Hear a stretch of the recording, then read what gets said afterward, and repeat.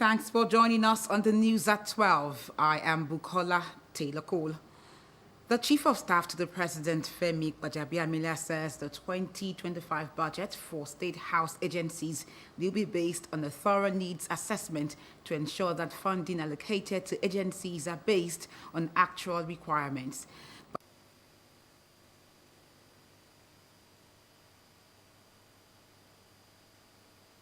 Of the State House, accompanied by the Deputy Chief of Staff, Senator Ibrahim Adeja, and the Permanent Secretary, State House, Olufunsho Adebiyi, Gbajabiamila emphasized the importance of transparency in the procurement process, which he said is critical to upholding the administration's commitment to good governance and accountability. Now, during the talk, Gbajabiamila underscored the importance of these agencies in driving the renewed hope agenda in the economic and development sectors, and reiterated the administration's resolve to strengthening the institutions. We've been to BPP, we're now at NASENI, we've been to the Atomic Commission, and we'll do a few more in the coming days. We need to prioritize. We need to prioritize some of our agencies, and that's what this is all about. We get a lot of complaints, we get a lot of letters, we get a lot of correspondences, especially in the areas of budgeting as well. So whilst we try to balance the need to meet these people, these agencies at their point of challenge, we also need to balance that, a very delicate balance of that, with the cost of governance. And that's what this is about. It's a fact-finding mission, so to speak, for one of a better way to put it.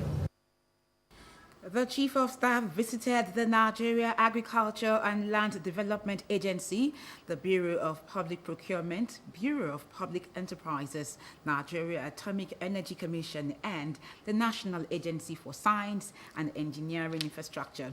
In separate interactions with heads and staff of the agencies, the Chief of Staff promised that the presidency would ensure better welfare and working conditions of staff within the agencies under the supervision of the State House. He urged the staff of these agencies to embrace innovation, excellence, and professionalism while supporting their chief executives to succeed.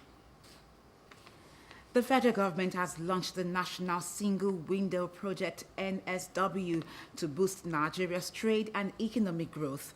Minister of Finance and Coordinating Minister of the Economy, Wale Edun, at the launch of the transformative initiative, said it aims to streamline trade processes, reduce bottlenecks, and increase transparency, positioning Nigeria for economic growth. The NSW project, spearheaded by the Federal Inland Revenue Service and the Nigeria Sovereign Investment Authority, seeks to create a centralized platform where traders can submit and receive information related to import and export procedures.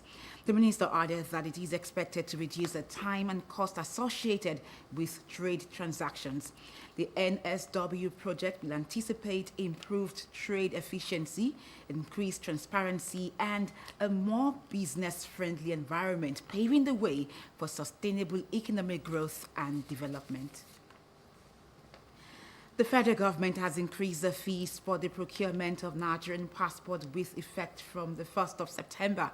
A statement by the spokesman of the Nigeria Immigration Service, Kenneth Udo, says the increment is part of government's efforts to maintain the quality and integrity of the Nigerian standard.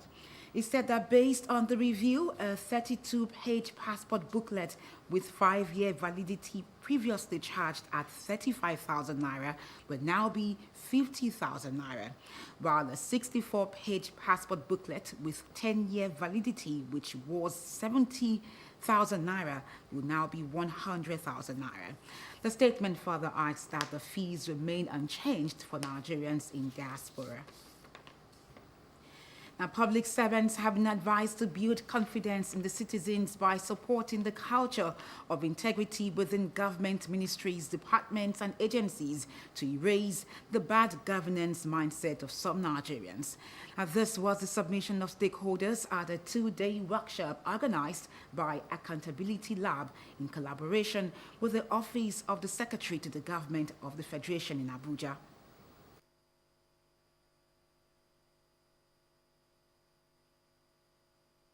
and solutions. I therefore encourage each of you to think outside the box, to be bold and creative in your approaches.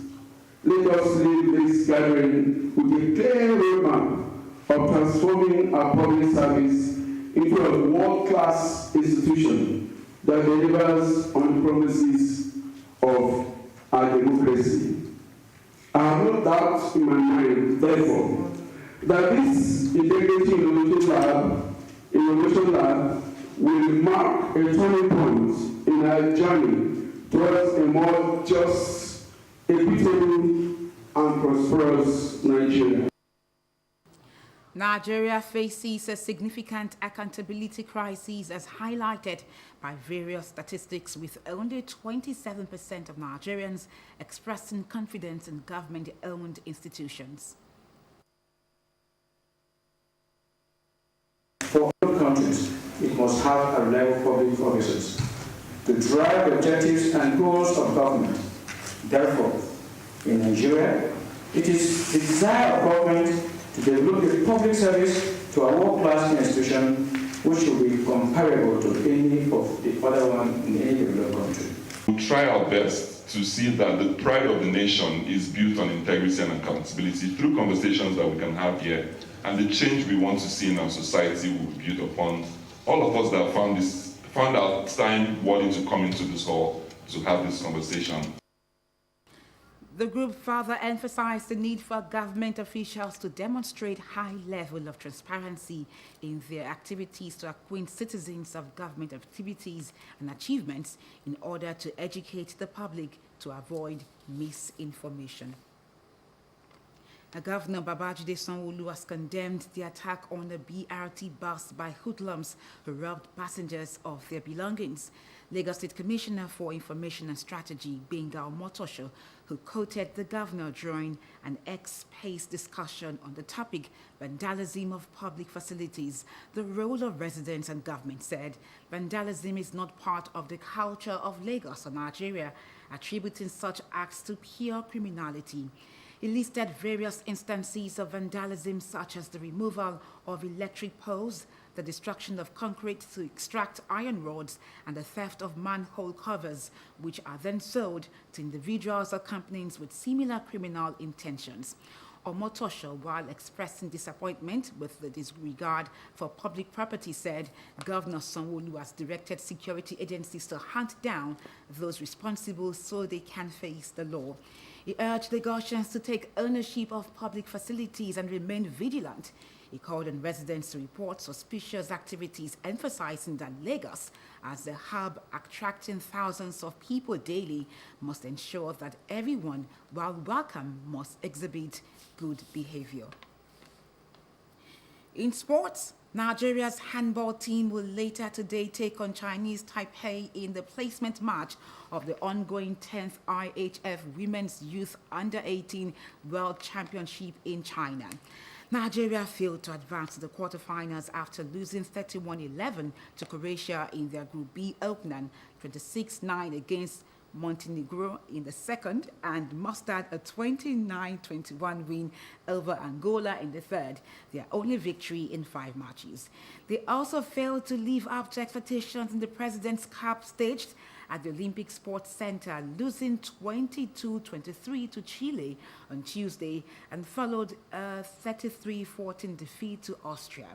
Now, following the conclusion of the main round and the President's Cup, the 4 quarter cup finals are now scheduled, as well as the placement matches which will decide the final standings of the competition. With all 32 teams featuring once again in the focus will be on the 4 quarterfinals, which will see Croatia take on Denmark, Hungary face Serbia, and France meet Germany, while the only non-European side, Japan, is pitted against Spain. On the foreign scene, search is ongoing for one passenger who is still missing after a luxury yacht sank in a storm off the coast of Sicily. The 5 bodies have been found, including the yacht's chef, and all have been brought to shore from the wreckage, but some bodies have not been identified. Similarly, British tech entrepreneur Mike Lind's body has been recovered from the yacht. It's been confirmed that 15 people survived. Recall that 6 people were missing after the yacht sank on Monday. For more news, connect with Lagos Television on these social media platforms.